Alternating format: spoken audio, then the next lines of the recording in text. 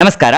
8ನೇ ತರಗತಿಯ ಪ್ರಥಮ ಭಾಷೆ ಕನ್ನಡ ವಿಷಯದ FA1 ಅಥವಾ ರೂಪಣಾತ್ಮಕ ಪರೀಕ್ಷೆ 1ರ ಒಂದು ಮಾದರಿ ಪ್ರಶ್ನೆ ಪತ್ರಿಕೆಯನ್ನ ಈ ವಿಡಿಯೋದಲ್ಲಿ ನೋಡ್ಕೊಂಡು ಬರೋಣ. 2024-25ನೇ ಸಾಲಿನ ಪ್ರಥಮ ಭಾಷೆ ಕನ್ನಡ ವಿಷಯದ ಮಾದರಿ FA1 ಪ್ರಶ್ನೆ ಪತ್ರಿಕೆ ಆಗಿರುವಂತದ್ದಾಗಿದೆ. ಗರಿಷ್ಠ ಅಂಕಗಳಿರುವಂತದ್ದು 20 ಅಂಕಗಳು. ನಂತರ ಉತ್ತರಿಸುವುದಕ್ಕೆ ಇರುವಂತಹ ಸಮಯಾವಕಾಶ 45 ನಿಮಿಷಗಳು ಆಗಿರುವಂತದ್ದಾಗಿದೆ. ಪೂರ್ತಿಯಾಗಿರುವಂತಹ ವಿಡಿಯೋನು ವೀಕ್ಷಿಸಿ ಹಾಗೂ ನಿಮಗೆ ಈ ವಿಡಿಯೋ ಇಷ್ಟ ಆದಲ್ಲಿ ಲೈಕ್ ಮಾಡಿ. ಕೆಳಗಿನ ಪ್ರಶ್ನೆಗಳಿಗೆ ಸರಿಯಾದ ಉತ್ತರವನ್ನು ಆರಿಸಿ ಬರೆಯಿರಿ ಅಂತ ಹೇಳಿ ಕೇಳಿರುವಂತದ್ದಾಗಿದೆ. ಮೊದಲನೇ ಪ್ರಶ್ನೆ ಇರುವಂತದ್ದು, ಜನರು ಈ ಪದವು ನಾಮಪದದಲ್ಲಿ ಯಾವುದು? ಎ ರೂಢಿನಾಮ, ಬಿ ಅಂಕಿತ ನಾಮ, ಸಿ ಅನ್ವರ್ಥಕ ನಾಮ, ಡಿ ಭಾವಸೂಚಕ ಅಥವಾ ಭಾವವಾಚಕ ನಾಮ ಅಂತ ಹೇಳಿ. ಈ 4ರಲ್ಲಿ ಯಾವುದು ಸರಿ ಇದೆಯೋ ಅದನ್ನ ಆರಿಸಿ ಉತ್ತರಿಸಬೇಕಾಗಿರುವಂತದ್ದಾಗಿದೆ. ಎರಡನೇ ಪ್ರಶ್ನೆ, ಡಿವಿಜಿಗೆ ಈ ಪದದಲ್ಲಿರುವ ವಿಭಕ್ತಿಯ ಪ್ರತ್ಯಯ ಯಾವುದು ಅಂತ ಕೇಳಿರುವಂಥದ್ದು. ಎ ಪ್ರಥಮ, ಬಿ ದ್ವಿತೀಯ, ಸಿ ತೃತೀಯ, ಡಿ ಚತುರ್ಥಿ. ಈ 4ರಲ್ಲಿ ಯಾವುದಿದೆ ಅನ್ನೋದನ್ನ ಉತ್ತರಿಸಬೇಕಾಗಿರುವಂಥದ್ದು.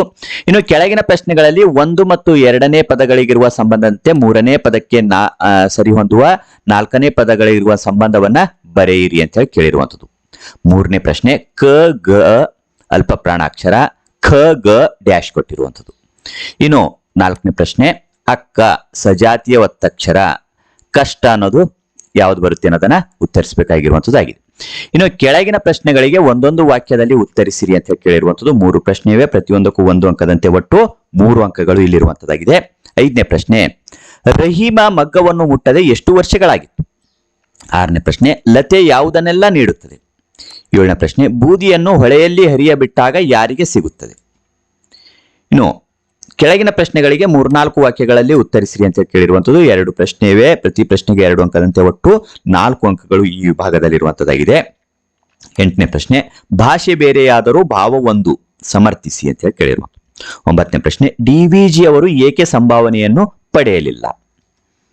ಇನ್ನು ಕೆಳಗಿನ ಹೇಳಿಕೆಗಳಿಗೆ ಸಂದರ್ಭ ಸಹಿತ ಸ್ವಾರಸ್ಯ ವಿವರಿಸಿ ಅಂತ ಹೇಳಿ ಕೇಳಿರುವಂಥದ್ದು. 2 ಪ್ರಶ್ನೆ ಇವೆ, ಪ್ರತಿಯೊಂದಕ್ಕೂ 2 ಅಂಕದಂತೆ ಒಟ್ಟು 4 ಅಂಕಗಳು ಇಲ್ಲಿರುವಂತದ್ದಾಗಿದೆ. 10ನೇ ಪ್ರಶ್ನೆ, ನಿಮ್ಮ ಹಳೆಯ ಶಿಷ್ಯನಿಗೆ ಇದೊಂದು ಉಪಕಾರ ಮಾಡಿ. 11ನೇ ಪ್ರಶ್ನೆ, ಖಗ ಮೃಗೋರ ಗಾಳಿಯೋ?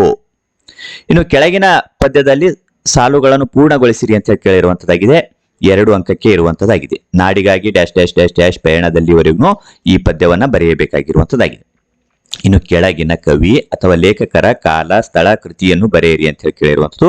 ಯಾವ್ದಾದ್ರು ಬೇಕಾದ ಒಂದಕ್ಕೆ ಉತ್ತರಿಸಬಹುದಾಗಿರುವಂತದ್ದಾಗಿದೆ. 3 ಅಂಕಕ್ಕೆ 1 ಪ್ರಶ್ನೆ ಇರುವಂತದ್ದಾಗಿದೆ. 13ನೇ ಪ್ರಶ್ನೆ, ಎಂ ಗೋವಿಂದ ಪೈ ಅಥವಾ NS ಲಕ್ಷ್ಮೀನಾರಾಯಣ ಭಟ್ಟ, ಇವರಿಬ್ಬರಲ್ಲಿ ಯಾರಾದರೂ ಒಬ್ಬರಿಗೆ ಸಂಬಂಧಿಸಿದಂತೆ ಉತ್ತರಿಸಬಹುದಾಗಿರುವಂತದ್ದಾಗಿದೆ. ಈ ರೀತಿ FA1 8ನೇ ತರಗತಿಯ ಪ್ರಥಮ ಭಾಷೆ ಕನ್ನಡದ ಪ್ರಶ್ನೆ ಪತ್ರಿಕೆಯನ್ನು ನಾವಿಲ್ಲಿ ನೋಡ್ಕೊಂಡು ಬಂದಿರುವಂತದ್ದಾಗಿದೆ.